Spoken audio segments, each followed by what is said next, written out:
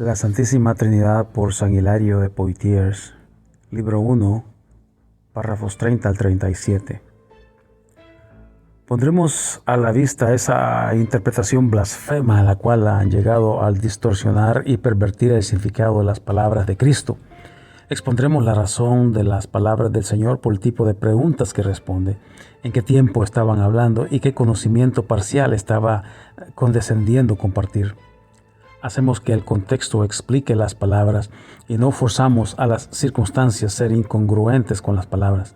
Así, todas las citas anteriores son explicadas al hacer discriminación entre la revelación gradual y progresiva hasta la expresión completa de su naturaleza y poder.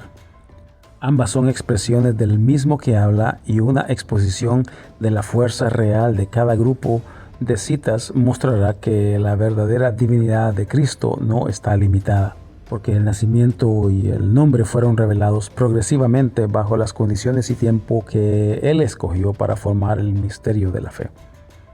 31. El propósito del 10º libro será clarificar la unidad de la fe.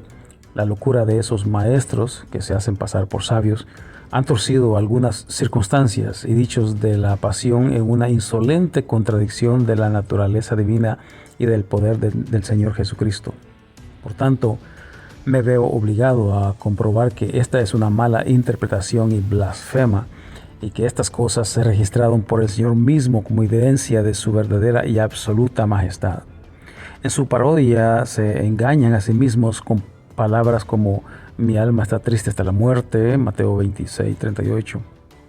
Ellos piensan que Él está lejos del gozo y la vida de Dios, que su alma agoniza con el temor del sufrimiento que le viene, que bajo esa presión se humilla a sí mismo para orar, Padre, si es posible, pasa de mí esta copa, Mateo 26:39. Y que seguramente manifestó el temor para aguantar los maltratos de los cuales pedía libertad, y que su naturaleza estaba tan angustiada que incluso en aquellos momentos en la cruz gritó, oh Dios mío, ¿por qué me has desamparado? Mateo 27:46. Luego, forzado por la amargura del dolor, se quejó que había sido abandonado y que al haber sido destruido de la ayuda del Padre, entregó el Espíritu diciendo, Padre, en tus manos encomiendo mi espíritu. Lucas 23:46. Dicen que el temor que se apoderó de él al momento de morir hizo que encomendara su espíritu, entregándolo al cuidado de otro, es decir, al Padre Dios. Número 32. Por seguir esta locura interpretativa, ellos no remarcan que las palabras de Cristo dichas en las circunstancias similares siempre son consistentes. Se apegan a la letra e ignoran el propósito de las palabras. Hay una gran diferencia entre mi alma está triste hasta la muerte y de aquí en adelante verán al Hijo del Hombre sentado a la diestra del poder de Dios. También hay diferencia entre Padre, si es posible, pasa de mí esta copa, y la copa que el Padre me dio no la he de beber. También hay diferencia entre mi Dios, ¿por qué me has desamparado? Y de cierto te digo, hoy estarás conmigo en el paraíso. También entre Padre, en tus manos encomiendo mi espíritu, y Padre, perdónalos porque no saben lo que hacen. La mente estrecha que tienen, incapaz de entender el significado divino, los lleva a blasfemias en su intento de explicar las cosas. Hay una gran diferencia entre la ansiedad y una mente tranquila, entre premura y la oración paciente, entre palabras de angustia y palabras de ánimo, entre desesperación por uno mismo y confianza con ruego por otros. Pero los herejes muestran su impiedad al ignorar las declaraciones de la deidad y de la naturaleza divina de Cristo que corresponden a la singularidad de sus palabras y se concentran en las obras y las palabras que se refieren a su ministerio terrenal. Todo ha sido exhaustivo y nada suprimido. Después, con la luz apacible de la razón, me dedico a cada uno de los dichos y a la semántica que conllevan. Así como Cristo tuvo confianza sin menguar la voluntad y una seguridad que nunca murmuró, así encomienda su espíritu al Padre. En esto se incluye una oración por el perdón de otros. Así, el panorama completo de las enseñanzas del Evangelio interpreta y confirma todo, no una parte, sino todo de las palabras de Cristo. 33. Ni siquiera la gloria de la resurrección ha abierto los ojos de estos hombres perdidos o mantenidos dentro de los límites de la fe. Ellos han forjado un arma para su blasfemia desde una reverencia falsa y han pervertido la revelación del misterio en un insulto contra Dios. De las palabras, subo a mi Padre y a vuestro Padre y a mi Dios y a vuestro Dios, Juan 20:17, arguyen que ya que el Padre es suyo y nuestro, y que Dios, tanto suyo como nuestro, también Cristo, al identificarse con nosotros en esa relación con Dios y con el Padre, se excluye de la verdadera divinidad y se subordina a Dios el Creador de quien es criatura, así como nosotros, que recibió la adopción de hijo. Incluso más, que ni siquiera debemos imaginarnos que Él posee alguna cualidad divina, pues que el apóstol dice, pero cuando dice que todas las cosas están en sujeción, excepto el que sujeta todas las cosas hacia Él, porque cuando todas las cosas le sean sujetas, entonces Él mismo estará sujeto a aquel que sujetó todas las cosas, para que Dios sea en todos. 1 Corintios 15, 27 al 28. Por tanto, dicen ellos, la sujeción es evidente al desear poder sobre las cosas, es decir, desear la posesión de soberano. El libro 11 se emplea en una discusión reverente de este argumento. Prueba desde estas mismas palabras del apóstol no solo que la sujeción no es evidencia de deseo de poder, sino también es una señal de su divinidad verdadera como hijo de Dios. También prueba que el hecho de que su Padre y Dios también sean nuestro Padre y Dios es una ventaja infinita a favor nuestro y no una degradación suya. Pues al nacer como hombre y sufrir todas las aflicciones de nuestra carne, ha subido a las alturas hacia nuestro Dios y Padre para recibir gloria como hombre, nuestro representante. Número 34. Primero, vienen las lecciones fáciles y familiares, lentamente aprendidas por la práctica. Luego, el estudiante da pruebas en los asuntos de la vida de este entrenamiento que ha recibido. El soldado, después de ser perfeccionado por los ejercicios, puede ir a la batalla. El abogado defensor se aventura en los conflictos de la corte cuando es versado en los alegatos de la retórica. El marinero que ha aprendido a navegar su barco en las aguas poco profundas tendrá confianza en medio de la tormenta del mar abierto. Tal es nuestra aproximación en esta ciencia, la más difícil y seria, que enseña la fe. Primero, vienen las instrucciones simples para el creyente indocto respecto al nacimiento del Hijo, su nombre, la divinidad y la verdadera divinidad de Cristo. Después avanzamos hasta que nuestros lectores puedan demoler cualquier ponzoña de los herejes. Por último, los acorralamos contra el adversario en este gran y glorioso conflicto. La mente de los hombres es débil y sin auxilio para entender este nacimiento eterno, aunque ellos se apeguen al estudio de las cosas divinas. Estos son misterios que están más allá del pensamiento común. Ellos se basan en la paradoja concerniente al Señor Jesús, la cual deriva todo su poder y fuerza de la filosofía ciega pagana. Esta paradoja dice: hubo un tiempo cuando Él no era, y Él no era antes que naciera, y Él fue hecho de la nada. Como si Él no hubiera existido antes, y que en un determinado momento llegó a existir. Y Dios, el unigénito, estuvo sujeto a la concepción en el tiempo, como si la fe misma que lo declara hijo y la naturaleza de nacimiento probaran que hubo un tiempo en el que Él no era. Ellos arguyen que nació de la nada, basado en que un nacimiento implica algo que previamente no existía.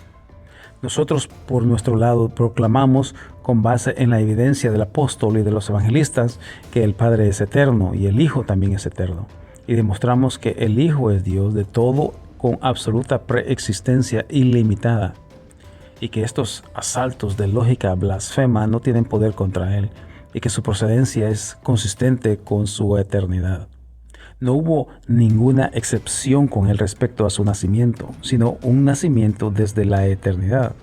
Porque mientras un nacimiento implica a un Padre, debemos saber que la divinidad es inseparable de la eternidad. 35. La ignorancia de la dicción profética y la falta de habilidad interpretativa de las Escrituras los ha llevado a la perversión del significado del pasaje que dice: el Señor me creó como un principio de sus caminos para sus obras. Proverbios 8:22, Septuaginta. Ellos se esfuerzan en establecer desde ahí que Cristo es creado, en lugar de nacido como Dios, y por ello participe de la naturaleza de los seres creados. Dicen que Él fue una creación más excelente, pero que no tiene gloria de ningún nacimiento divino, sino solo los poderes de una criatura trascendente. Nosotros respondemos sin imponer juicios preconcebidos que este pasaje de sabiduría muestra su propio significado y objeto verdadero. Mostramos que al ser creado como el principio de los caminos de Dios para sus obras, no puede ser torcido como evidencia respecto al nacimiento divino y eterno, porque la creación de estos propósitos y nacimientos desde la eternidad son dos cosas completamente distintas. El nacimiento significa nacimiento, nada más, y donde la creación se menciona, la causa es mencionada primero. Hay una sabiduría que nace antes de todas las cosas, y hay una sabiduría creada para un propósito particular. La sabiduría que es desde la eternidad es una. La sabiduría que ha llegado a tener existencia en el tiempo es otra. 36. Después de nuestro rechazo de la palabra creación y de nuestra confesión de fe respecto a Dios el unigénito, procederemos a establecer con razón y con piedad la enseñanza respecto al Espíritu Santo, de tal manera que el lector, después de establecerse sólidamente con los libros anteriores, pueda tener una exposición completa de la fe. Todo se completará cuando todas estas blasfemias sean barridas y el misterio de la Trinidad sea expuesto con palabras precisas basadas con la autoridad de los apóstoles. Así, los hombres no se atreverán con su razonamiento humano a colocar al Espíritu Santo en el rango de una criatura. Ese Espíritu recibimos como promesa de inmortalidad y fuente de comunión con la naturaleza inmaculada de Dios. Número 37. Oración de San Hilario. Yo sé, oh Señor Dios Todopoderoso, que me debo a ti como la principal responsabilidad de mi vida y la devoción de todas mis palabras y pensamientos.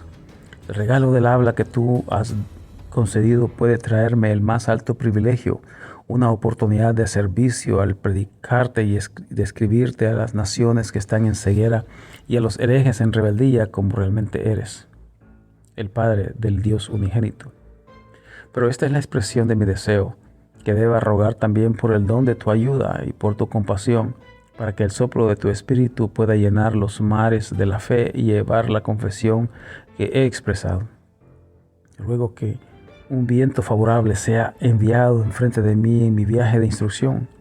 Así podremos confiar en tu promesa que dijiste: pide y se te dará, busca y encontrarás, toca y se te abrirá. Y nosotros en nuestro deseo oraremos por las cosas que necesitamos. Traeremos una energía incansable para estudiar a los profetas y a los apóstoles y tocaremos a la puerta del conocimiento escondido. Pero será de ti, oh Señor, el responder a nuestra oración para concedernos lo que buscamos. Tuyo será el abrir la puerta que tocamos. Reconocemos, Señor, que nuestras mentes nacen con torpeza y ceguera y que nuestro intelecto es débil y está encarcelado con las barreras de la ignorancia, bloqueado respecto a las cosas divinas.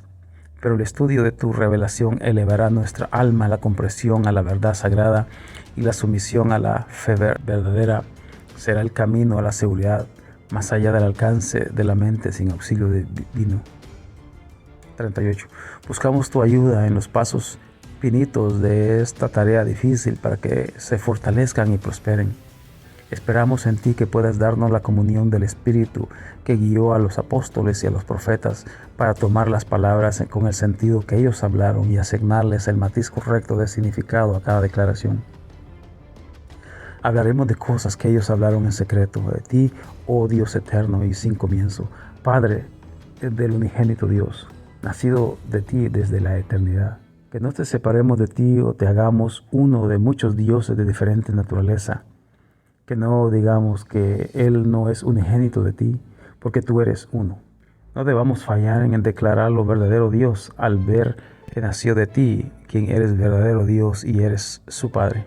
Concédenos, Señor, precisión de lenguaje, solidez de argumento, gracia de estilo y fidelidad a la verdad. Concédenos hablar las cosas que creemos, que así podamos confesar juntamente con los profetas y apóstoles que tú eres un solo Dios, nuestro Padre, y que hay un solo Señor, Cristo Jesús, y así silenciar las contradicciones de los herejes y proclamarte Dios, no solitario, y proclamar al unigénito Dios verdadero en el sentido real.